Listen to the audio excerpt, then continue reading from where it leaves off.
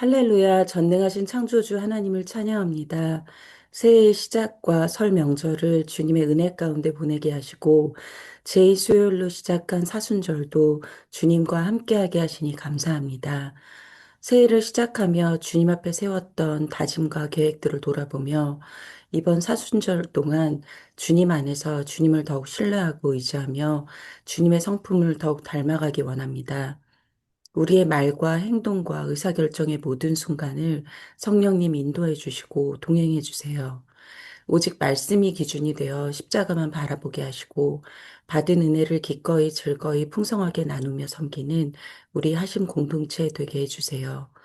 늘 깨어 전심으로 기도하며 주님과 더욱 친밀해지고 일상과 일터에서 예수의 향기 나는 삶을 통해 하나님의 영광 나타내기 원합니다. 주님의 지혜와 능력과 은혜로 풍성하게 채워주세요. 이 시간 말씀 전하는 윤민 형제 축복해 주시고 듣는 우리도 영육 간에 강건하게 붙들어 주세요. 감사드리며 살아계신 예수 그리스도의 이름으로 간절히 기도드립니다. 아멘. 아멘. 예, 어, 오늘 말씀은 마가복음 8장 15절, 마가복음 8장 15절, 화면에 보이는 말씀 제가 읽겠습니다. 예수께서 경고하여 이르시되 삼가 바리새인들의 누룩과 헤롯의 누룩을 주의하라 하시니, 이 말씀을 가지고 오늘 황윤민 형제님이 바리새인과 헤롯의 누룩이라는 제목으로 오늘 말씀 전해 주시겠습니다. 네, 말씀 나누겠습니다. 화면 공유하고 시작을 하겠습니다.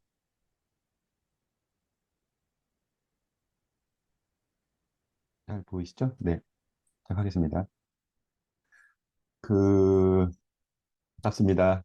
그, 새해 시작되면서 어떤 말씀을 나누고 싶다기보다는 그냥 묵상을 하고 싶은 말씀이었고요. 그 누룩이란 단어가 많이 떠올랐고요. 사실 성경에 이제 두 가지, 좋은 누룩과 나쁜 누룩이 등장을 합니다.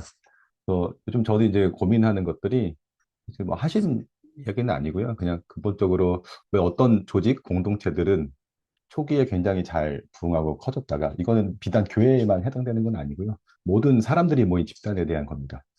음, 어느 순간이 되면은 변하고 음, 부패하기도 하고 쇠퇴하기도 할까에 대한 고민을 하면서요.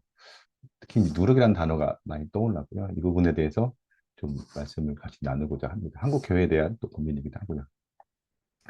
보시면은 오늘 교수님께서 읽어주셨는데 예수께서 경고하여 이르시죠. 삼가 바리새인들의 누룩과 헤롯의 누룩을 주의하라 하시고요.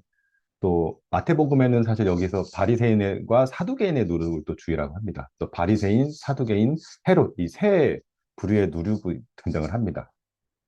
반대로 사실은 성경에서 또 누룩이란 표현이 되게 좋은 의미로 쓰이기도 합니다. 마태복음 13장에 보면은 천국은 마치 여자가 가루 서말 속에 갖다 넣어 전부 부풀게 한 누룩과 같으니라고 예수님께서 말씀하십니다.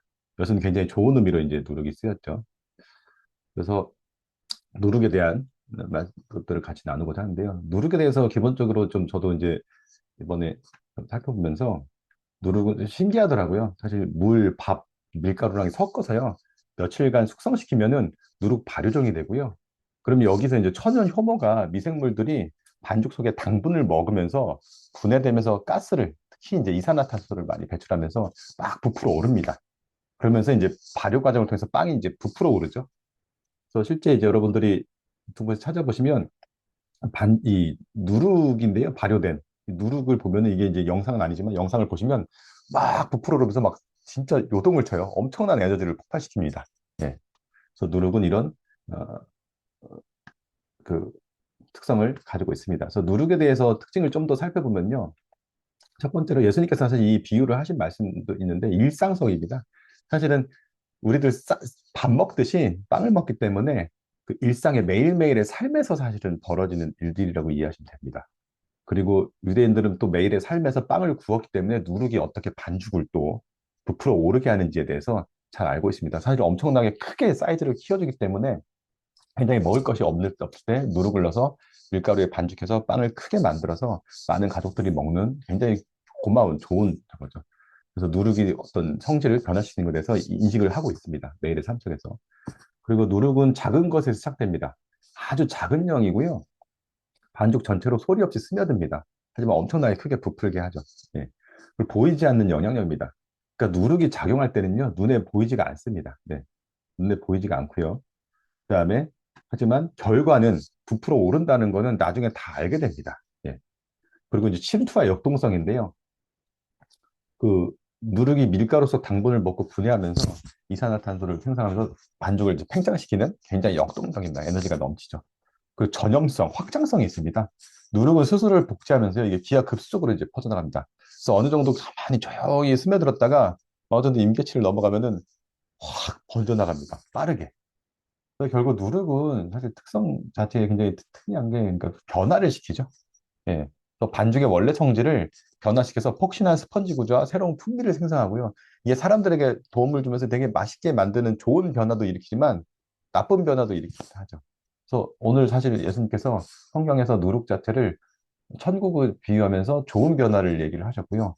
또 바리새인, 사두개인, 헤롯의 누룩을 얘기하면서 나쁜 변화를 굉장히 삼가 주의하고 하라고 경고하십니다. 예. 그거는 변화지만 변질이죠. 변질시키기도 합니다. 그래서 어떤 공동체를 뭔가 굉장히 좋게 변화시키기도 하지만 공동체를 나쁘게 변질시키기도 하는 게 누룩입니다. 성경에는 좋은 누룩과 저로 좋은 누룩이 있는데요. 천국은 이제 비유합니다. 이게 이제 마태복음 13장 이거부터 좋은 누룩부터 먼저 말씀드리면요. 같이 나누면요. 겨자씨와 누룩 비유에서 이제 얘기 나오죠. 또 비유를 들으실 때 우리 다 아시는 사람이 천국에 대해서 비유하시면서 자기 밭에 갖다 심은 겨자씨 하나를 얘기를 하시죠. 그 겨자씨가 큰 나무가 돼서 공중에 새들이 깃드는 걸 얘기하시고요. 또 천국은 근데 이 속도라는 게 사실 여기서 이제 겨자씨는 영혼들 향한 우리가 천국으로 또 교회가 커져서 많은 열방이 깃드는 것들 얘기하시면서 이제 속도와 것들이 더디 가는 것 같지만 제자들에게 얘기하시는 더디 가는 것 같지만 이게 어느 순간 되면은 언제 이렇게 됐지 하면서 확 커지는 것들 천국의 속성이라는 거죠. 그래서 천국이라는 거는 하나님이 통치하시는 나라죠. 하나님 통치하신다는 건 하나님 말씀과 뜻들이 임하시고 그 마음이 임하시고 영혼들이 또 그걸 기꺼이 따르죠. 한국 백성들이. 그래서 상대방을 위한 사랑과 믿음의 관계성이 역사하는 게 하나님 나라죠. 하나님과 인간 영혼들의 관계성. 그리고 하나님의 뜻과 마음들, 그 말씀들이 역사하는. 그래서 그리고 작지만 강한 힘이죠. 그래서 이러한 이 천국은 우리 마음속에 있죠.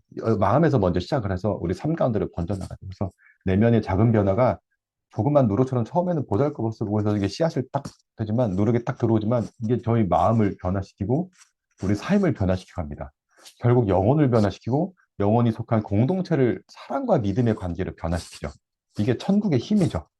예, 누룩처럼 자그맣게 알지 못하게 쏙 들어오지만 순간에 번져나가죠. 천국은 내 마음의 중심에서 시작해서 내 삶과 내가 속한 모든 관계와 영역들로 흘러갑니다. 그래서 모든 조직 공동체, 지금 커 있는 공동체도 결국 그 시작은 그 리더, 처음 시작했던 그 사람, 한 사람, 그리고 그것들이 전해지면서 같이 그 마음을 모았던 그 그룹들, 그것들이 번져나가면서 지금의 큰 공동체를 이루게 됩니다. 교회든 뭐 기업이든 뭐 국가든 다 그렇습니다. 또 좋은 누룩은 사실은 이거는 좋은 누룩은 사실 하나님의 마음과 이를 신뢰하고 영혼들을 향해 나아가는 나와 우리의 마음이죠. 사실 좋은 공동체라는 거는 이 공동체의 본질적인 뜻과 마음, 처음 시작했던 그 마음들, 그것들을 변함없이 잘 지켜나가고 같이 공유하고 그것들을 붙들고 본질적으로 그리고 사람들, 조직 구성원들, 뭐 기업이면 고객들을 위해서 나아가는 순수한 마음이에요. 그 순수한 마음이 더디 걸리는 것 같지만 계속 번져 나가는 거죠. 근데 이제 중요한 거는 어느 시점이 되면은 이것들이 이제 변질된다는 거죠. 변질될 가능성이 있다는 거죠. 항상 그렇지는 않지만. 나쁜 누룩에 대해서 좀 얘기를 해주곤 합니다. 마가복음 8장 15절에 예수님께서 제자들에게 굉장히 강력하게 뭔가를 경고하시는 경우들이 많지는 않죠. 근데 그 중에 참, 저 보면서 굉장히 시리어스하게 경고를 하셨구나. 그래서 경고하여 이르시되 삼가 주의해라. 뭐를 바리새인들과 누룩과 헤롯의 누룩을 너희들이 주의해서 이거를 watch out 하라고, 또 be careful 하라고 warned 하십니다. 경고하십니다. 그래서 예수님이 굉장히 이제 이게 굉장히 심각하다는 거죠. 깨어있지 않으면 순식간에 이것들이 퍼져나갈 수 있기 때문에. 그래서 누룩이란 단어는 결국 소독 확장성이거든요. 조용히 침투했지만 순식간에 퍼져나갈 수 있다는 거. 그래서 계속 주의하라는 거죠. 예수님이 이 경고를 하신 맥락을 좀 보겠습니다. 이 맥락은 마가복음 8장 1절부터 21절에서 이 말씀을 그 사이에서 하신 건데요. 칠병이어를 이제 하십니다. 오병이어 사건이 있지만 또 칠병이어가 있죠, 여러분들. 그래서 칠병이어는 마가복음 6장에서 이 오병이어 사건을 보이시고요. 8장부터 이제 칠병이어 사건이 벌어집니다. 칠병이어 보면 유사한 이제 흐름이 갑니다. 오병이어와 큰 무리가 있고요. 먹을 것이 없어서요. 예수께서 제자들 가까이 불러서요. 저 무리가 나와 함께 있은 지가 벌써 사흘이 되었는데 먹을 것이 없으니 긍휼한 마음으로 가엾다고 긍휼히 여기시고 내가 그들을 굶은 채로 집으로 돌려보내면 길에서 쓰러질 것이다. 더구나 그 가운데는 먼 데서 온 사람들이 있다. 제자들이 대답하죠. 이 빈들에서 어느 누가 무슨 수로 이 모든 사람이 먹을 빵을 장만할 수 있겠습니까? 여러분 놀라지 마십시오. 이게 오병이어 사건을 경험하고 나서 그 다음에 벌어진 일인데 똑같은 의문을 또 제자들이 갖습니다. 오병이어를 경험했지만. 계속해서 왜냐하면 오병이어 사건 이후에 멀리 하시 떠나시잖아요. 그 다음에 빵을 다시 만드는 일 다시 안 하셨기 때문에 제자들도 그거에 대한 또 실망감이 있었을 거예요. 그래서 무슨 수로 또 오병이어 때는 했지만 또 하실까? 다시 또 그 이적을 베푸실까 싶었겠죠. 예수께서 그들에게 물으시기를 너에게 빵이 몇 개 있느냐? 그들이 7개가 있다고 하십니다. 그래서 칠병이어라고 표현하는데요. 그리고 물고기가 다 2마리 있었습니다. 똑같이 오병이어처럼 어, 감사를 드리십니다. 하나님께. 그리고 떼어서 제자들에게 주시면서 나누어 주십니다. 다 먹고 나서 다 그것들을 남은 조각들을 부어 모으니까 7강주리가 가득 찹니다. 사람이 한 4천 명 된다고 하는데 여성들까지 다 하면 더 많겠죠. 그렇게 이렇게 놀라운 이적을 베푸십니다. 그래서 제가 보니까 사실 또 동일한 이제 기적인데요. 오병이어는 벳세다 근처 유대인 지역이었고요. 칠병이어는 이방인 지역이라고 하더라고요. 그리고 대상들이 이방인도 이제 같이 모여 있던 장소였고요. 그러니까 어떻게 보면 하나님의 이 누룩 축복의 천국이 이제 유대부터 시작했지만 이제 이방인들까지도 전해지는 역사가 벌어졌다고 보시면 됩니다. 그래서 결국 이 표적은 사인이죠. 이 핵심은 본질은 사실은 영혼들을 향한 긍휼한 마음이죠. 아버지의 마음이죠. 그리고 자신의 것을 기꺼이 이웃들과 나누는 그 마음. 그게 이제 본질이죠, 사실은. 가장 뿌리에 있는. 그게 유대인을 넘어서 이방인까지도 퍼져가는 이게 천국의 축복이죠. 이게 사실 좋은 누룩의 확장입니다. 7천 명을 먹이시는, 아니요, 5천 명을, 4천 명을 먹이시는 칠병이어의 기적을 베푸시죠. 이제 이 일이 이제 벌어지고 나서요. 그 다음에 이제 이 사건이 벌어집니다. 무슨 사건이 벌어지냐면요. 바리새파들이 등장해서 시비를 이제 벌입니다. 사실 이 사건이 벌어지고 이제 배에 올라서 달만다 지방으로 가는데 이 소문들이 퍼졌겠죠. 인근 지방이 지역이기 때문에. 그때 이제 바리새파 사람들이 나와서요. 예수님한테 시비를 걸기 시작합니다. 그러니까 여러분 질문한 게 아니라 시비예요. 굉장히 그 태도나 이 뉘앙스가 별로 공격적이었다는 거예요. 그래서 시비 자체를 걸기 시작합니다. 그래서 그들은 예수를 시험하느라고 테스트죠. 테스트. 진짜 이 사람이 우리가 기다려온 구원자가 아닌 것 같은데 진짜 맞나? 이 사람들도 뭔가 이 여러 가지 뭐 안식일 날 뭐 손발도 고치고 뭐 여러 가지 막 또 예수님이 하시는 것도 행동들 여러 가지 보면서 뭔가 율법하고 좀 자기들이 생각하는 해석하고 관습하고 안 맞는 것 같아서 막 뭔가 이 스트레스 받기 시작하는 거예요. 근데 사람들은 더 많이 몰려드니까 놀라운 일들이 벌어지면서 그래서 이 제대로 테스트를 해야겠다. 그 진짜 아닌 것 같은데 하면서 시비를 걸면서 테스트를 합니다. 그래서 당장 욕을 하죠. 하늘로부터 내리는 표적을 요구합니다. 너가 진짜 메시아 맞으면 하늘로부터 표적을 내려보라고 대놓고 시비를 걸면서 요구합니다. 너가 우리가 기다려온 메시아가 아닌 것 같은데 진짜 그이가 맞다면 하늘로부터 내리는 표적을 라고 요구를 합니다. 그러니까 예수님 마음속에 깊이 탄식하시죠. 그래서 어찌 이새가 표적을 요구하는가. 그래서 마태복음에는 내가 보일 표적은 요나의 표적밖에 없다고 얘기하십니다. 십자가를 사실 이제 점점 앞두고 계시거든요.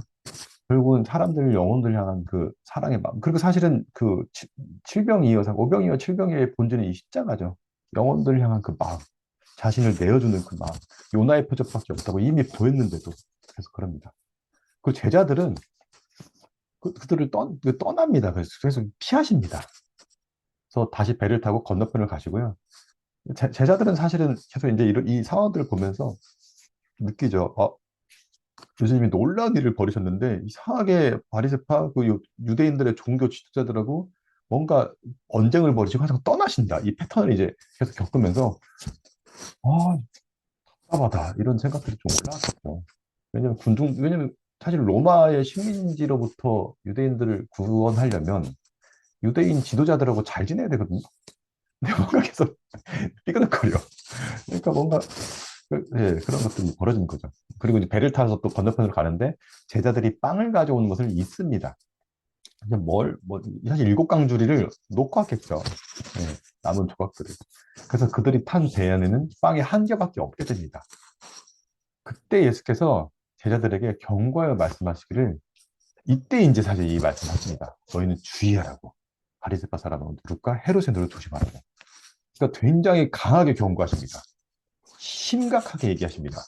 그러니까 제자들이 굉장히 왜 우리를 책망하시고 굉장히 막 분위기가 바뀌어서 살벌해졌지? 무슨 얘기시지? 누룩이라는 단어 때문에 서로 수근거리면서요.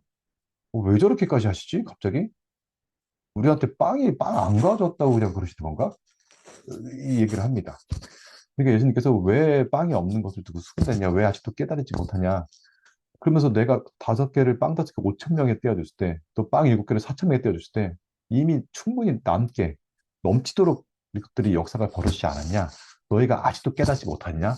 라고 해석까지 해주십니다. 마태복음에서는 사두개인과 바리새인과 사두개인들이 와서 이 표적보이라고 하고요. 요나의 표적밖에 없다고 하고 삼가 바리새인과 사두개인의 누룩을 죽이라고 합니다. 네. 그러면서 똑같이 제자들에게 해석을 해주시고 이게 그 먹는 떡이 아니라 오직 바리새인과 사두개인들의 그 누룩, 이들의 어떤 누룩, 즉 이들의 제자들에서 떡의 누룩이 아니구나. 바리새인과 사두개인들의 교훈이구나. 그들의 교훈, 그들이 가르침, 그들의 사고체계입니다. 이것들을 주의하라고 하신 거구나라고 그것들을 인지를 합니다. 그래서 좀 더 깊이 들어가 보면요. 사실 이제 바리새인과 사두개인의 상태인데요. 저런 맥락의 얘기를 한 거는 바리새인과 사두개인들은 사실은 영혼들을 향한 긍휼함의 천국 누룩이 아니라 예수님을 시험하기 위한 목적이었죠. 왜냐하면 이들도 사실 여기서 좀 더 들어가 봐야 되고 항상 바리새인과 사두개인들은 종교 리더십들이에요. 굉장히 종교 열심인들이고요. 그렇기 때문에 항상 이스라엘 백성들을 위해서 모든 것들을 합니다. 근데 이제 영혼들을 위해서 로마의 식민지, 뭔가 이 다이강국처럼 뭔가 이것들을 구출해야 돼요. 그리고 바리새인들은 율법주의자이기 때문에 율법을 굉장히 중시 여기는 사람이어야 된다는 거죠. 그들이 구원자일 거다. 자기들이 그걸 지향하니까요. 사두개인들은 성정 중심주의자들의 정치 지도자들입니다. 자기들을 안어해주고 이 예루살렘 성전 중심으로 뭔가 것들을 이끌어줄 구원자를 요구한 거죠. 근데 예수님은 사실 성전에 가서 이방인들에서 다 그것도 장사한 것들을 다 뒤집어 엎으셨죠. 그래서 아무튼 예수님이 구원자가 아닌 것 같은데 자기들을 위해서 그래서 만나 테스트하려고 하늘로부터 내리는 표적을 구합니다. 그래서 사실은 예수님은 이미 사실은 영혼들랑 긍휼을 가지시고 영혼들을 먹이시면서 놀라운 표적을 했는데 그걸 땅의 표적이라고 무시하고요. 하나님으로부터 온 걸 만나 의심하고요. 그래서 하늘로부터 내리는 만나라든지 그것들이 구약의 모세를 통해서 주신 만나니까 자기가 직접 떼서 하는 거 말고 어떤 방법이나 패턴을 또 해석해서 율법주의적으로 이제 뭔가 비판하는 거죠. 뭔가 부정하는 거죠. 그래서 하늘로부터는 내린 만나 또는 그런 모세 같은 기적이나 아니면 엘리야의 기적 같은 불을 내려서 로마로 또 보내줘. 그런 표적을 내려라 좀. 뭔가 구약에 있던 표적들을 좀 보여주면 좋겠는데 뭔가 이게 좀 다르다. 항상 예수님이 뭔가 다른 거예요. 네. 그래서 이들에게는 예수님의 영혼들을 향한 궁일한 마음이나 이들을 먹인 능력보다 하는 패턴, 방식, 자기들의 기준에서 맞냐 안 맞냐. 자신들의 권위 아래서 근데 이들의 명분은요, 본인들의 그는 하나님이 부여하신 또 하나님 안에 있는 그 권위 안에서 평가하고 판단하는 거예요. 그래서 사실은 이거는 굉장히 어려운 노력이에요. 저희들 안에도 다 있어요, 사실은. 왜냐면은 하나님 안에서 하는 것들이거든요, 이들에게는. 하나님 말씀과 깨달음과 경험 안에서 하는 거거든요. 네. 그래서 그 자신들의 기준들이 아니라 하나님 안에서 자기들이 깨달은 그 기준들인 거예요. 그래서 하나님께 보내주신 진짜 자신들이 평가하는 게 아니라 하나님 안에서 자신들이 평가하는 거죠. 네. 하나님 안에서의 기준들을 가지고 구원자인지가 중요합니다. 그렇게 이제 체크를 했고요. 제자들의 상태는 사실은 일곱 강줄이 빵 가져오는 것을 잊어버리죠. 그들이 판매 안에 빵 한 개밖에 없었고요. 그러니까 왜 그걸 놓쳤을까? 사실은 오병이어 사건 때도 놀랐는데 그 이후로 이것들을 안 하시다가 칠병이어가 다시 벌어지니까 언제든지 빵 한 개로 얼마든지 예수님께서 하실 수 있지 않을까? 빵에 대해서 예수님이 놀라운 일들을 항상 벌이시기 때문에 이제 빵을 가지고 언제든지 만들어 주지 않을까? 하면서 삶에서 주어졌던 어떤 은혜나 이런 것을 이제 소홀히 여기기 시작하는 거죠. 그리고 사실은 이들에게도 아직 표적과 능력에 대한 영혼들을 향한 긍휼한 마음과 하나님께 대한 감사함, 그거에 대해서는 아직도 관심이 없었어요. 네. 그랬고 또 한 가지는 이제 바리새인의 시비를 당하니까요. 함께 그걸 당하잖아요. 그러니까 이를 피하시고 떠나십니다. 그래서 칠병의 기쁨과 감격은 약화되고요. 예수님에 대한 의심과 의문이 당연히 올라오죠. 예. 그리고 냉철한 현실주의자였던 가룟 유다가 사실 더 시험이 많이 듭니다. 보니까 다 알겠는데 다 이웃과 힘든 사람들, 어려운 사람 돈 듣고 사람들이 모이는 건 알겠는데 이들을 데리고 뭘 하지? 현타가 오는 거죠. 로마의 식민지로부터 로마는 엄청난 군사력이거든요. 그럼 어떻게 구원을 하겠다는 거지? 가룟유다는 아니구나. 기다려온 구원자가 아니구나라고 판단했던 거죠. 사실 제자들에게도 그 의심과 의문이 올라옵니다. 배 안에 빵 한 가밖에 없어서 걱정인데 예수님이 근데 일병이어는 안 하시고 일병의 기적은 안 하시고 갑자기 바리새인과 헤롯의 누룩을 주의라고 막 강하게 경고하시니까 빵이 없어서 나무라는가? 수군거린 서로 근데 아니 우리 왜 저러셔 갑자기 우리가 빵 안 가져서 그런 거야? 빵이 없어서 그런 거야? 하면서 막 서로 간에 수군거립니다. 사실 이게 중요한 게요. 놀라운 부흥과 신앙적 경험을 했던 이들이요. 또 그 경험들도 있습니다. 하지만 그 경험이요. 다시 벌어지지 않고 뭔가 이게 불안하고 이 배라는 건요. 배는 바다는 세상이에요. 막 흔들리죠. 흔들리고 어떤 좀 어려운 상황들, 생존에 대한 두려움, 이것들이 올라오기 시작할 때, 그리고 기존에 놀라운 일들도 벌어졌었는데, 지금 보니까 점점 그것들이 약화되고 떨어져가고, 빵이 없고, 예수님은 가만히 계시는 것 같고, 오히려 이 세상으로부터 피하시고, 바리새인과 서기관들, 막 이 세상 권력자 아니면 영향 있는 사람들로부터는 뭔가 이것들이 떨어져가는 느낌을 받으니까 이런 것들이 올라오는 거죠.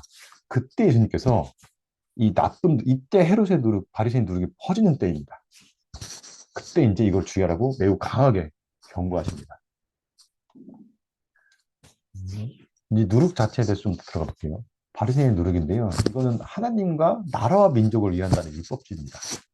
이분들에게는 걱정이 있고요. 로마 식민지 시대잖아요. 당연합니다. 이 당위성이 있습니다. 하나님 안에서. 로마의 식민지 시대인데 나라와 민족을 그 어떤 때보다도 걱정해야 되는지 아닙니까? 그래서 이걸 어떻게 걱정하면서 왜 이렇게 됐을까? 말씀과 기도에 힘씁니다. 바리새인들은 스스로 교만하다고 생각하지 않았고요. 나라와 민족으로 열심이었어요. 그리고 당위성이 있었고요. 다른 사람들도 바리새인들이 교만하다고 생각하지 않았어요. 정말 열심으로 하나님 말씀을 붙들고 씨름하면서 나라와 민족을 위해서 특히 공동체를 위해서 젊은 세대를 걱정하면서 그렇죠. 세속화돼가는 젊은 세대를 걱정하면서 그리고 이분들은 나라와 민족을 걱정해야 돼 당연히 정치와 사회에 대해서 깊이 고민을 합니다. 그러다 보면 해석도 있고 각자의 입장이 있죠. 깨달음으로 문제의 원인과 시대 방향을 제시하죠. 삶의 여러 가지 것들, 정치와 사회 이것들에 대해서 기도하면서 깨달음을 얻고 또 해석하면서 랍비 역할을 하면서 합니다. 사람들이 또 따르기도 합니다. 그리고 자기도 열심히 하니까 하나님 안에서 그래서 점점점 더욱 열심히 되어가죠. 근데 이 걱정과 열심 여러분 사실 바리새인 누룩이 저희 안에 제 안에 누룩은 이게 스며듭니다. 네. 네. 그러다 보면 묘하게 교묘한 교만인데 판단과 정죄라는 것들이 등장하는데요. 사람들이 이런 것들이 있지만 이것들이 이제 심각해지는 케이스들이 있죠. 그래서 민족을 위한다는 영적 의로 속에서 성경 해석 기반의 당위성을 가집니다. 그런 기준들이 세워가자고요. 경험과 이슈들에 대해서 어떤 해석들을 하기 시작합니다. 그것들을 나눌 기회도 있고 사람들 듣기 시작하고요. 그 성경 말씀에 대한 자신들의 깨달음과 시대적 해석과 방향을 가지게 됩니다. 그런 걸 가지고 영혼들과 교회들을 안타까워합니다. 또 기도합니다. 교묘하게 뭔가 올라가기 시작합니다. 사실 예수라는 청년이 똑같 이 시대도요. 자신들이 기다려온 구원자인지 아니면 거짓 선지자인지 영혼들을 위해서요. 앞장서 열심으로 테스트하고 평가한 거예요. 지금 율법 안에서 예수님을 테스트하고 판단하다가 율법주의적인 자기들의 해석하고 다르니까 잘못되었다 걱정하고 우려하다가요. 결국에는요. 나라와 민족을 위해서요. 앞장서서 예수를 죽이는 데 앞장섭니다. 나라와 민족 구원이라는 신앙적 당위성 안에 그리고 사람들 젊은 세대 걱정하는 그 당위성 안에서 고민하고 기도하고 신앙적 당위성이 등장하고요. 그 안에서 자신들이 생각하는 성경 해석과 적용에 기반한 신념이 이제 올라오기 시작하고요. 이게 이제 본인 안에 굉장히 부풀어 오르게 되죠. 근데 이게 유사한 신념을 가진 분들과 지속적인 기도 모임을 통해서 바리새인의 무리들이죠. 집단화된 동조 세력과 군중 심리가 부풀어 오르게 됩니다. 이 과정에서 특히 이제 저희들 이제 영적 전쟁이라는 개념이 등장하는데요. 영적 전쟁이 있죠. 어둠의 세력과의 특별한 깨달음이 주는 묘한 영적 고향감도 커집니다. 사실 이런 부분들은 이제 제 안에도 있고요. 예, 예. 그리고 이것들이 되게 급속하게 심하게 이제 몰입하는 데도 이단들 처음에는 진리를 가리다가 그 안에 섞이기 시작하죠. 이를 깨닫지 못한 부분들에 대한 걱정이 더 커져가요. 그래서 사실은 이때부터 이제 무슨 일이 벌어지냐면요. 자신들의 깨달음을 토대로 시대적 진실을 영적으로 깨달은 이들과 그렇지 못한 이들로 이제 구분해서 분별이라는 이름으로 나누기 시작하고요. 깨닫지 못하는 이들을 붙잡고 있는 어둠의 영들과의 전쟁 모드로 이 세상 구조를 인식하기 시작해요. 이게 일면 맞는데 모든 것들을 이렇게 보기 시작하는 게 이제 커지는 거죠. 이러한 영적 전쟁의 이분법적 관점이 강화되고 이런 분들이 모여서 집단화된 어떤 것들이 동조압력이 세지면서 이제 복합적인 사회 주제 여러 가지 것들에 대해서 다 이제 해석을 하기 시작해요. 사실은 예수님의 그 안식일날 손마르자 고친 거 그리고 그 안식일날 이렇게 별을 해서 뭐 먹는 거 이런 것들을 성경 자체의 진리 자기들의 어떤 해석과 관점이 들어간 해석 관점을 진리로 여기고 막 비판하기 시작하거든요. 예수님이 영적인 본질을 말씀의 본질 얘기하면서 그것들이 그렇지 않다라고 얘기하시는데 그들은 어떤 자기들의 관습과 경험, 전통과 관리에 따른 해석들 그리고 본인들이 갖고 있는 어떤 그 강한 그 매뉴얼들 그거의 당위성을 가지고 보기 시작합니다. 그러니까 본질적으로 바라봐야 되는 것들, 표면적으로 복합적인 사회 주제에 대해서 여러 관점과 상식과 합리성들이 그 작동하는 여러 주제들에 대해서 다 해석하고 시작해요. 모든 분야들에 대해서. 그쪽에 전문가들도 있음에도 불구하고 모든 걸 다 지혜롭게 다 판단하고 안다고 생각하면서 그 역할들을 해갑니다. 특히 이제 이단 더했죠. 라바해서 사람들이 여러 가지 것들을 물어보기 때문에 다 하나하나 해석해서 답을 줘야 된다고 생각하죠.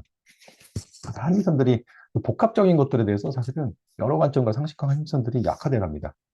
그리고 사실 이런 상식과 합리성을 주장하는 크리스천들을 인본주의의 덫에, 합리주의의 덫에, 과학주의의 덫에 빠진 매몰된 이들은 안타까워하고요. 세속화되어가는 젊은 세대를 걱정하며 여러 이름들 다양한 것들에서 그것들이 자체 잘못된 게 아니라 그걸로 모든 것들이 이제 막 다 보기 시작하죠. 뭐 기독교 세계관부터 시작해서 어떤 정치적인 해석들 같은 그렇습니다. 그래서 그게 잘못됐다는 게 아니라 거기서 너무 몰입한 분들이 좀 점점 더 극단화돼가는 거죠. 네. 세속화되어가는 젊은 세대를 보면서 이분들이 특히 이제 청년들의 신앙과 역사 교육에 열심을 내십니다. 당연하죠. 어른들은 안 바뀐다. 이미 세대에서 안 된다. 이제 어린아이부터 교육에 집중하게 됩니다. 이게 나쁜 건 아닌데요. 어떤 일반화된, 극단화된 어떤 본인들의 어떤 신념을 가지고 이렇게 되는 거죠. 네. 밸런스가 이제 깨져가기 시작하는 거죠. 사두개인의 누룩은요, 현실 타협형 종교 지도층인데요. 기득권들입니다. 사실은. 유대가 기원전 2세기경부터 사두개인이라는 용어가 등장하면서요. 보면 다윗 시대의 대제사장 사독계열에서 왔다는 설이 있고요. 그래서 사회적 위치가 이 당시 예수님이 있던 당시도요. 성전 귀족 제사장 계층입니다. 본거지는 예루살렘 성정 중심입니다. 그리고 성경과는요 모세오경이 중심이다. 권위 인정하고 예언서 전통 해석은 상당히 약화되고 오세오경 중심으로 해석된 것들. 그리고 사두개인은 부활도 없고 천사도 없고 영도 없다라고 주장합니다. 네. 정치적 입장은요, 성정 중심의 종교 체제이기 때문에 로마와 협력해야 됩니다. 질서와 안정이 우선입니다. 혁명적 메시아보다 현체적 유지가 중요합니다. 그래서 우리가 로마와 잘 지내야 성전 제사라도 지킬 수 있는 거 아니야?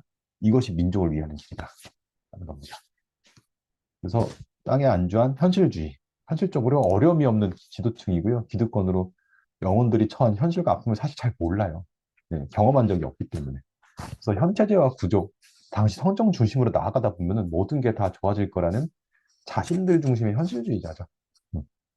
이분들 특징은 좋은 말들도 많이 하지만 책임질 일이 있거나 앞장서야 할 때 뒤로 빠집니다. 네. 아무런 변화를 일으키지 못하죠. 그래서 사실 이분들은 성전 중심이었기 때문에 로마 공격으로 예루살렘 건물 성전이 파괴되니까 사라져버려요. 네. 본인들이 생각한 어떤 신앙적인 전통적인 중심들. 네. 그래서 안정적인 현실 타협형. 이 사득의 노력이죠. 근데 이제 오늘 얘기하고 싶은 건 진짜 저희들이 봐야 되는 게 헤롯의 누룩입니다. 사실 교회가 이 헤롯의 누룩에 대해서 너무 너무 무지하고 별로 이렇게 신경을 안 쓴다. 라는 제 걱정이 좀 있어요. 저도 이제 그런 영향을 많이 받았고 옛날 경험도 있고. 근데 헤롯의 누룩은요, 우리의 걱정, 교회의 문제들을 해결해줄 그 누군가예요. 힘이 있는. 그러니까 정치, 제도, 세력인 거죠. 그래서 바리새인들은 예수를 테스트하지만요, 예수님을 죽일 실제적 권한과 파워는 헤롯에게 있습니다.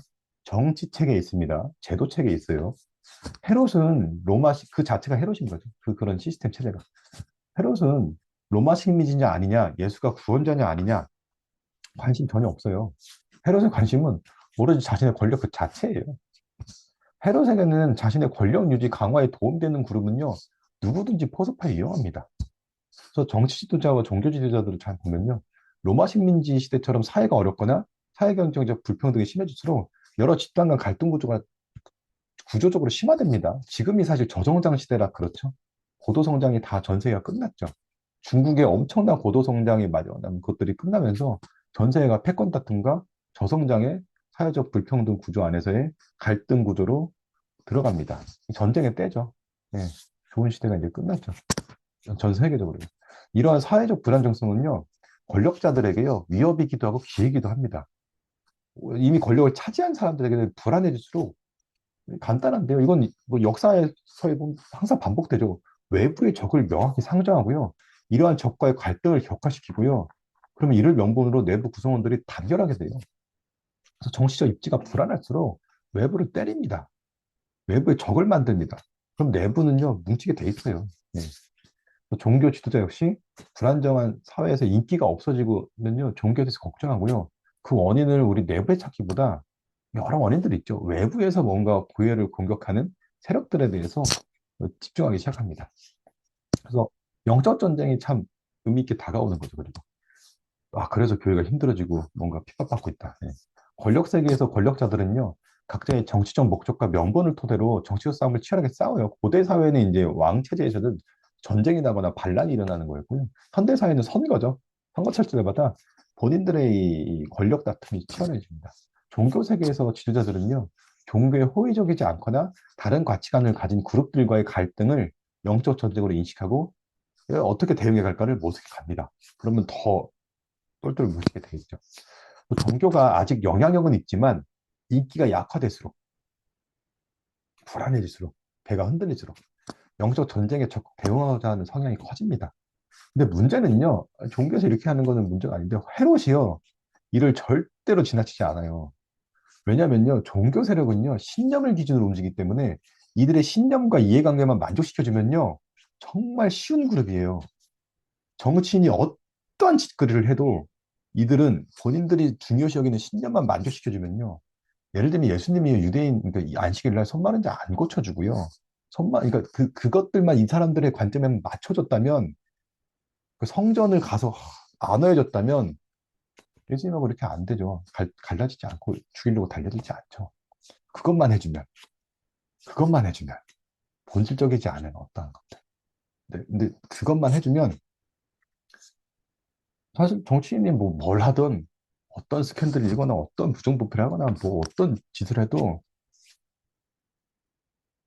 왜냐하면 그것보다 더 심각한 이들이 볼 때 자기들이 생각하는 하나님 나라에 있어서 중요한 것들을 해주기 때문에 예, 지지를 합니다. 그래서 너무 쉬운 집단이에요, 사실은. 너무 쉽죠.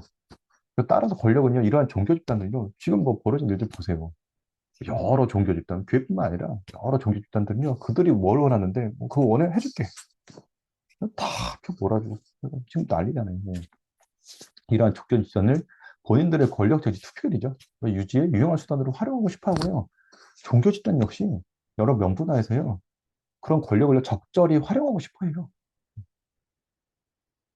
이때 이제 이런 것들이 이제 올라오면서 누르게 스며들기 시작합니다. 그래서 헤롯은요, 로마 식민지 아니냐? 뭐 필요 없죠. 그러니까 자신들의 권력에 도움 주면요, 들어주는 척하면서 자신의 목적을 다 권력 차지죠. 예. 그리고 자기가 이 지지를 떨릴 때마다 그들이 원하는 것도 해주는 뉘앙스를 계속 취합니다. 예. 미국 같은 경우에 뭐 중동 때리는 거죠, 뭐. 이란 가서 예. 적극 지지층들 중동 때리는 거죠. 한국도 그런 패턴들이 있죠. 예. 뭐 북한 때리는 거, 이런 거. 의도적으로 특정 종교에 민감한 이해관계가 등장하거나 특정 종교에 호의적이지 않은 정치 세력이나 추구하는 바에 반하는 제도를 주장하는 집단이 등장하면요. 그 종교가 그런 거에 대해서 민감한 이해관계 등장하는 어떤 법 같은 것들. 예. 그러면요. 그 종교에 호의적인 태도를 취하면서요. 들어드는 척하면 다가와요. 선거철에 특히 심해지죠. 종교 지도자에게 스며든 누르군요. 종교인들은 공식적으로 권력에 거리두는 듯한 태도를 취해요. 그 종교 지도자 구성원들에게 헤롯의 누룩은 권력 추구라는 형태로 스며들지 않습니다. 대놓고. 정치적으로 종교계에 민감한 이해관계가 건드려지고요. 근본적으로 종교의 미래 생존을 걱정하기 시작하면서요. 바리새인들처럼요. 종교의 사회적, 정치 참여죠. 그 참여란 건 뭐예요? 종교의 목소리를 전달해야 돼요. 영향력 행사예요. 표심으로요. 통신들이 그것 따라서 오는 건데. 예. 이것들이 정당화돼 가면서요. 서서히 헤롯의 노력이 조심스레 침투해가요. 근데 이것들을 한번 빠져들기 시작하면요. 다 함께 국가 특정 이슈를 위해서 기도하면서 몰입하는 영적 전쟁을 가지고 성도들을 하기 시작하면요. 빠르게 내부 결속력이 높아지고요. 나라와 민족 걱정으로 열심히 일어나면서요. 새로운 인원들이 교회에 많이 와요. 이런 공동체를 많이 봤어요. 저도 안에서 또 경험도 했었고. 뭐 선교단체 때도 그렇고. 헤롯은 이를 절대 놓치지 않고요. 더욱 노골적으로 접근합니다. 왜냐하면 헤롯의 정치적 기반이 약하거나 불안정할수록 그 선거철에 판이 치열해질수록 종교적 이거 몇만 표 차이잖아요. 종교 집단이 공약 1순위예요. 이분들 원하는 것만 해주면 다 우르르 움직이거든요. 예, 자기들이 무슨 저걸 해도 매우 쉽게 공략할 수 있는 그룹입니다, 사실은. 신념만 들어주는 척만 하면 됩니다. 헤롯과 교류하는 종교 지도자는요, 나라와 민족을 위한 사명감과 그들에게 하나님 나라를 증거한다는 큰 영적 성취감을 느껴요. 그리고 이를 바라보는 성도들 역시 자신들의 종교 지도자에 대한 뿌듯한 자긍심과 신앙적 자부심을 갖게 되죠. 그렇게 종교의 여러 문제들이 해소되는 것 같고요. 영적 전쟁을 잘 치러내며 승리하는 느낌도 갖게 돼요. 선거철일수록 이런 흐름이 더 강화됩니다. 그래서 저성장 시대 사회 갈등이 심화될수록 이런 누룩이 더 커지네. 뭐 바이블 벨트, 조찬기도회, 여러 정치인들 이게 항상 선거때보다 이게 나쁘다는 게 아니라요. 시작은 순수하다니까요. 근데 이게 점점점 변질되기 좋다는 거죠. 여러분 누룩은 주위에서 깨어서 이것들을 위험하다고 보지 않으면 그냥 퍼져요. 예. 이게 나쁘다는 게 아니라 이게 이렇게 변질될 수 있다는 거죠. 그리고 요즘 그래 보이고요, 사실. 세상 사람들은 그렇게 봐요. 예. 교회가 아니라고 주장해요. 그래서 이제 하루에서 누룩의 확장성과 부패죠. 사회적으로 갈등이 심화될수록 정치 지도자의 정치적 불안정이 커질수록 종교 지도자의 나라와 민족 걱정이 심화될수록 특히 젊은이들의 격정과 염려가 커질수록 특정 이슈들에 대한 입장이 분명해지고요. 이를 강력히 주장하기 시작해요. 뭐 건국 논쟁 뭐 이런 것들 많잖아요. 예. 바리새인의 누룩과 헤롯의 누룩이 섞이면서 그 확장이 폭발하기 시작합니다. 누룩이 이제 섞입니다. 바리새인, 사두개인, 헤롯의 누룩이 이제 연계되기 시작합니다. 특히 이를 위해 주님께 부름받았고 특정 지위에 세우셨다고 생각하는 순간 이분에 대한 주장과 판단, 정제가 당위성을 얻게 됩니다. 판단하고 정제하는 거. 이를 위해서. 초기에는 국가가 나를 위해서 처음엔 다 순수하게 하신다니까요. 교회 관점과 문제점들을 집중하면서요. 이를 앞장서 외쳐요. 근데 이 중에 어떤 무리들이 나오기 시작하면요. 더 강하게 앞장서서 막 외치는 사람이 있으면요. 앞장서는 용기가 필요하거든요. 광장에서 외치는 자들. 그래서 그 같이 함께해요, 처음에. 근데 점점점 이러다가 앞장서 외치는 사람들이요, 극단화되고요, 상업화되고요, 정치 세력화가 노가다됩니다. 지금 광장에서 보잖아요. 태극기 부대들, 그 주도하는 분들. 그들과 함께 했었던 그룹들도 같은 평가를 받게 돼요. 그 정도는 아니었던 분들이지만, 다 그렇게 되는 거죠. 누룩을 막 불러일으킵니다. 결과적으로 많은 영혼들이요, 이제 중요한 거는 해당 종교로부터 등을 돌립니다. 그러니까 모순적이게도 그때부터요, 그 공동체 내부에 깨어있는 영혼들이요, 마음 아파하고요, 애쓰다가 그 공동체를 조용히 떠나고요, 외부에 믿지 않는 영혼들은요, 그들 볼 때요, 교회라는 것 아니면 종교 집단은 자신들의 이해관계 중심으로 정치 세력화되어 가는구나, 철저히 등 돌리고 외면합니다. 근데 이런 상황이 되면서요, 무슨 일이 또 벌어지냐면, 헤롯의 누룩이 워낙 많이 퍼져 있으면 그 원인이 영적 전쟁과 외부의 적대 세력이 있다고 더 몰입합니다. 그리고 집단을 이루면서 세력화를 하게 됩니다. 그리고 더욱 바리새인 누룩과 걱정하고 판단하고 주장하는 거. 헤롯의 누룩, 세력화를 강화해가는 악순환에 들어갑니다. 그렇게 교회는 세력화합니다. 그래서 교회를 걱정하며 아끼는 마음으로 시작했던 정치적 활동들이요, 아이러니하게도 영혼들을 교회로부터 멀어지게 만들어 교회가 더욱 어렵게 되는 악순환으로 빠지게 되죠. 이 일들이 지금 벌어지고 있는 거고요. 근데 교회는, 개신교는 특히 개교의 중심이고 구조화된 이 교단 체계에서 각자 교단들이 다 다르기 때문에 이거에 대한 자정 능력, 체계적으로 자정이 없어요. 네. 더 악순환 되는 거죠. 그 교회사뿐만 아니라, 이건 사실 교회사뿐만 아니라요, 모든 종교사 그리고 모든 공동체들, 기업이든 어디든 철학해야 하는 본질적인 이유예요. 종교의 세속 정치화, 특히 종교사에서요. 뭐 어떤 종교를 불문하고 종교의 세속 정치화. 이거는 세속 정치화는요, 약자를 위해 불을 위해 목소리 내는 거랑 다릅니다. 그렇다고 약자를 위해서 불을 위해서, 그러니까 뭐냐, 이거는 세상 사람들이 보면 안 보인다니까요. 세상 사람들이 보면 이거 안다니까요. 세상 사람들이 약자를 위해서 하는구나, 불을 위해서 하는구나. 그건 세상 사람들 기준이에요. 우리 주장이 아니라. 바리새인이 헤롯과 힘을 합칠 때, 제도 안에 정죄함이 등장할 때, 그때 결국 예수님을 사용시킬 수 있습니다. 바리새인들과 나가서 헤롯 땅, 이 정치 무리들하고 다하고 함께하여 예수를 죽일까 의논합니다. 체제를 잡고 있는 사람, 권력. 교회 부흥이 꺾어지는 항상. 그래서 나쁜 누룩이 퍼지는 최적의 요건들인데요, 은밀성이죠. 바리새인세로 누룩은요, 걱정과 염려를 타고 신앙적 명분화에 퍼집니다. 그래서 어려워요, 이게. 그냥 위선이다, 아니면 뭐 세속적인 거다. 그 간단한 게 아니라니까요. 네. 상호 동조합니다. 옆집 반죽도 부푸는데 우리도 부풀어야지. 다른 교회가 이런 흐름 안에 성장하면요, 우리도 그런 흐름들에 같이 승리해야 됩니다. 나라와 민족을 위해서. 동조 압력과 군중 심리. 집단 내에서 목소리 큰 바리새인 헤롯이 논리의 이의를 제기하기 힘든 거죠. 뭐 권위 이용하는 건데요. 반죽은 안에서부터 이제 퍼져나가죠. 공동체 리더나 기득권층이 이 누룩을 품고 뭔가 이런 관점에서 걱정하면서 열심으로 이런 얘기를 하면요, 그런가 보다 해요. 네. 비판적 사고의 부재, 구조화된 관습, 관계라는 이름으로 개인의 경각심을 무디게 만들고요.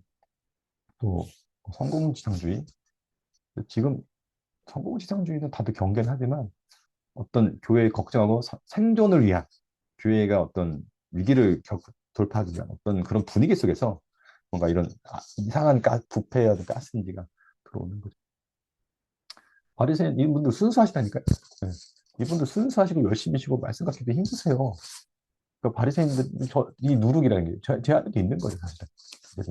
근데 예수님이서 좀 마무리 단계로 갈 텐데요. 나쁜 누룩을 막아내고 제거해내는 여정인데요. 첫 번째, 주의하라. watch out. 누룩 자체를 없앨 수는 없어요. 이게 이제 섞이고 변질될 수 있기 때문에 순수한 마음으로 다시 시작한다니까요. 이 땅에서 우리가 영향을 받아가죠. 근데 바리새인과 헤롯의 누룩이 내 안에, 공동체 안에 들어올 수도 있구나라는 걸 인식을 해야 돼요. 이게 인정해야 돼요. 그렇지 않아 하는 순간, 네, 또 문제가 이제 악화되는 거죠. 깨어서 주의해야 된다.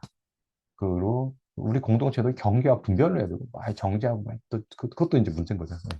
경계와 분별로 기도하면서. 그리고 이제 이걸 어떻게 제거하냐? 바리새인의 누룩 제거인데요. 이거는 언제든지 내가 가진 해석과 방향이 예수님 안에 틀릴 수 있음을, 잘못될 수 있음을 겸허히 인정하는 것부터. 선줄로 아는 자는 넘어질까 조심하고, 우리가 항상 넘어질 수 있구나, 그걸 그냥 인정하는 거. 주님에 대한 믿음과 특정 해석에 대한 강한 확신을 혼동하면 안 돼요.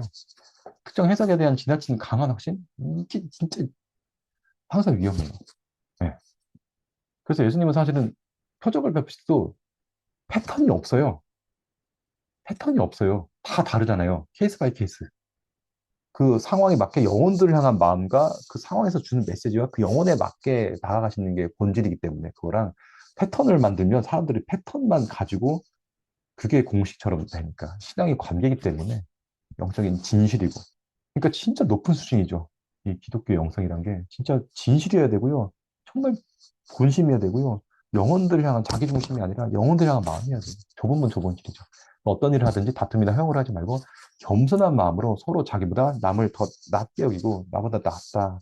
항상 겸허하게 어떤 너무 강한 자기 확신을 그 믿음과 다른 거죠. 주님을 향한 믿음은 성령님 주님께서 인도하십니다. 주님의 신뢰하면서 한 걸음 한 걸 조심스레 걷는 거고요. 강한 확신을 가지고 막 저거 하는 거랑 다른 거죠. 사두개인의 누룩제거는요. 하늘 소망을 품고 매일 새롭게 성령의 인도하심을 구하고 하늘에 속한 일에 대한 있어야 되죠. 그 하나님 나라는 말에 있지 않고요. 오직 능력에 있죠. 그러니까 뭐냐면 영혼들을 향한 그 마음에 있다는 거예요. 능력은 거기서 나오니까. 영혼들을 향한 그 사랑의 마음, 사랑의 능력이죠. 말로 하는 사랑이 아니라 진짜 진실된. 네. 음.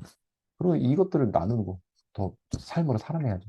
너희는 이 세대를 본받지 말고 계속 마음을 새롭게 하고 우리가 깨어 있어야 된다. 항상 뭐든지 영 안에서 새로워져야 되는구나. 이 개념이 계속 있어야 되는 거죠.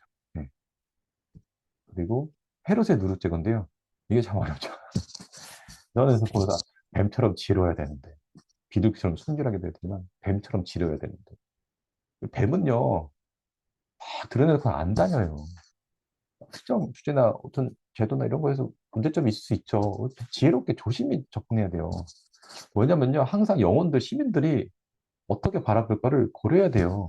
그 교회 안에서 있는 또 작은 이들을 실족해 하지 말아요. 왜냐면 해석의 관점들과 각자의 어떤 스탠스 안에서 그게 맞나? 막 마음이 어려지는데 이분들이 교회를 떠나게 만들면 안 된다니까요. 그러니까 교회 밖 세상으로 나가서 그들의 시선으로 교회를 바라봐야 돼요. 객관화가 좀 필요해요. 그러니까 이 안에 이 군중, 이 교회에서 비슷한 성향을 가진 분들이 모여있으면 그게 되게 객관화가 안 된다니까요. 예. 그 군중들로 나가서 어려운 삶을 바라보고 영혼 사랑과 섬김에 집중하면서 해야 돼요. 물론 이분들도 영혼 사랑과 섬김을 하십니다. 그래서 더 어렵죠, 사실. 여러분 이단들도요 엄청나게 우리보다 훨씬 더요 정말 열심을 다해서 말씀과 기도에 힘쓰고요 영혼 사랑과 섬김을 삶에서 엄청나게 실천해요. 그래서 더 어렵죠. 이단들이 그래서 어려워요. 그 빠져나오기가 한번 그거에 경험을 한 사람들이 그 진실된 관계성 때문에 그들과 하여튼 뭐 제가 항상 좋아하는 말씀인데요. 그러므로 예수도 자기 피로써 백성을 거룩히 하려고 성문 밖에 가서 거룩한다. 성문 밖으로 가시죠, 계속. 영혼들이 있는 곳으로. 잃어버린 양을 위해서. 그렇죠. 우리도 십자가를 지고 영문 밖으로 나가야 돼요. 그러니까 교회 안에서 우리가 어떻게 생존할까에 대해 너무 몰입하다 보면은 그러니까 오히려 진짜 영문 밖으로 안 나가게 돼요. 네. 우리 머리 대신 예수님을 바라보자. 우리는 종이고 몸이죠. 머리가 아니죠. 참된 목자도 아니에요. 우리는 주님께 위임받은 어떤 목자 역할을 하는 청직이죠. 네. 참된 목자는 오직 예수님 한 분이죠. 양을 위해서 생명을 다해서 바치는. 우리는 그걸 지향하는 거지, 지향하는 거지. 예수님이 그 분이시죠. 예수님이 양을 맡기시죠, 베드로한테. 내 양을 먹이라고 하셨죠. 네 양을 먹이라고 안 하셨어요. 네. 교회는 예수님이 이끌어 가세요. 그 종교 지도자들, 특히 사이즈가 커져갈수록 이 누룩을 조심해야 돼요.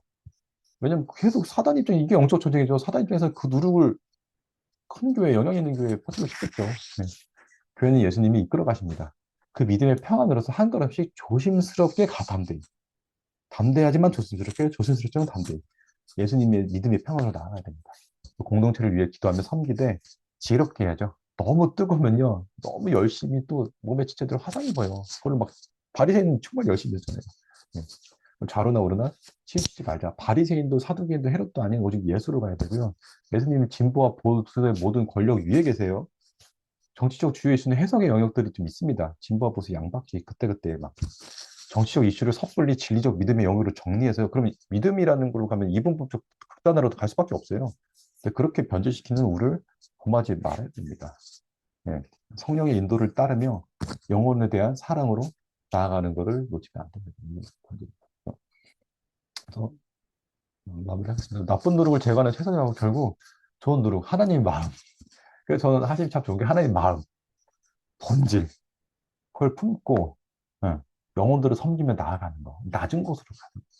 누룩은 반죽의 가장 깊은 밖으로 나가면서 변해지죠. 낮은 곳으로. 한국 초대교회는 그리고 한국 교회 성장 사는 게 다 이거예요. 사회적 약자와 소외된 곳에 먼저 스며들고요. 그 사회 전체의 가치가 왜냐면 사람들이 그 섬기면 사람들의 칭찬을 받는다니까요. 예. 이 낮은 곳으로 가서 이걸 잃어버리면 교회는 소금의 짠맛과 빛이 이게 이거예요. 낮은 곳으로 가서 섬기는 거. 그때 사람들이 주목하고 칭찬을 받고 사람들이 교회로 와요. 진짜 자본주의 사회에 돈과 상관없이 정말 물질을 나누는 초대교회처럼 사람들 오진 말라고도 옵니다. 진짜 그 나눔의 강력함들을, 섬김의 강력함들을 경험하면 사람들이 옵니다. 자꾸만 성전 꼭대기로 가서 세상에서 외쳐야 된다고, 왜냐면 교회 위기다 하면서 성전 꼭대기로 가서요. 세상의 중심으로 가서 막 외쳐야 된다고 하는데, 아니, 그런 정치인들 있잖아요. 크리스찬 정치인들이 그 역할을 하는 거고요. 교회도 뭐 그런 분들 하면 좋지만 조심해야 돼요. 벤턴씨 이렇게. 사람들이 보고 있다니까요. 현재 사람들에게 많은 걱정을 받고 있습니다. 그리고 개교의 중심주의와 자정 능력이 저하돼서요. 이상한 극단화된 무리들까지 종교 대놓고 예, 당을 만들어서 그래서 참 어려운 상황이 시작되고 있죠. 하지만 지금 이 순간에도 사실은 이 누룩들은 나쁜 누룩 제거하는 것 좋지만 진짜 최선의 방법은요. 사실은 천국 누룩을 펼치는 거라서요.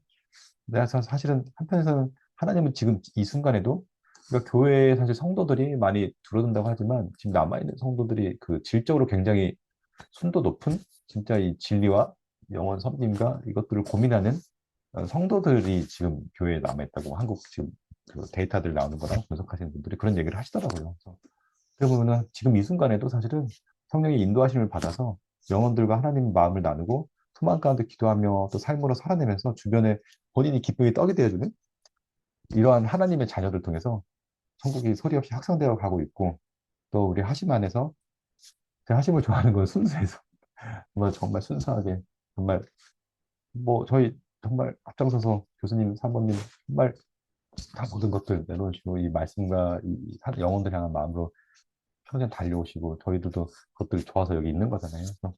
그래서 하심 안에서 또 여러 이런 공동체들이 있죠. 이 땅에, 이 세상에. 그 통해서 천국이 또 소리 없이 또 뭐 교회가 위기라고 하지만 확장되어 갈 겁니다. 그래서 우리 안에 바리새인, 사두개인, 헤롯의 누룩을 삼가 주의하며 어, 한동 역시 이런 시간들이 올 거예요. 이런 누룩에 대한. 예.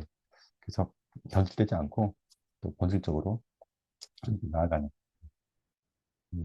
아무튼 예, 시간으로 되게 소망합니다. 그래서 삼가 주의하면서 이건 제 안에 있는 거기 때문에 예, 삼가 주의하면서 천국 누르기 되어 함께 나아가길 소망합니다. 예, 이상 말씀을 마치겠습니다. 예, 우리 윤민 형제님 그 나눈 말씀 가지고서 우리 기도해 주면 좋겠습니다. 살아계시고 역사하신 주님 감사합니다. 우리의 목자 되시고 우리 인도자 되신 주님 아버지 세상이 혼란스럽고 힘들고 어렵고 많은 가치관들이 붕괴되지만 오직 여호와를 앙망하며 주님을 믿는 그 믿음으로 또 성령의 인도하심 따라 이 땅을 살아가는 우리의 삶을 너무나 감사드립니다. 주님 안에서 사랑 가운데 아버지 낮은 마음으로 아버지 이 믿음의 형제 자매들과 함께 주님을 마음을 나누고 예수님의 사랑 가운데 서로 떡을 떼고 말씀을 나누며 또 삶을 나누며 함께 나아가는 이 여정이 얼마나 축복되고 영혼까지 얼마나 가장 귀한 삶임을 주님 감사드립니다. 아버지, 생명의 떡이신 주님을 함께 먹고 나누며 그 삶을 또 떡으로 이 땅에서 나누며 삶을 살아가기 소망합니다. 아버지, 우리 삶을 계속 인도해 주시고 아버지, 우리 하심과 공동체, 우리 교수님, 사모님, 우리 지체들 기름 부어주시고 더 귀하게 부어주시고 사랑 가운데 인도해 주세요. 감사합니다. 살아계신 예수 그리스도의 이름으로 기도드렸습니다. 아멘. 아멘, 아멘.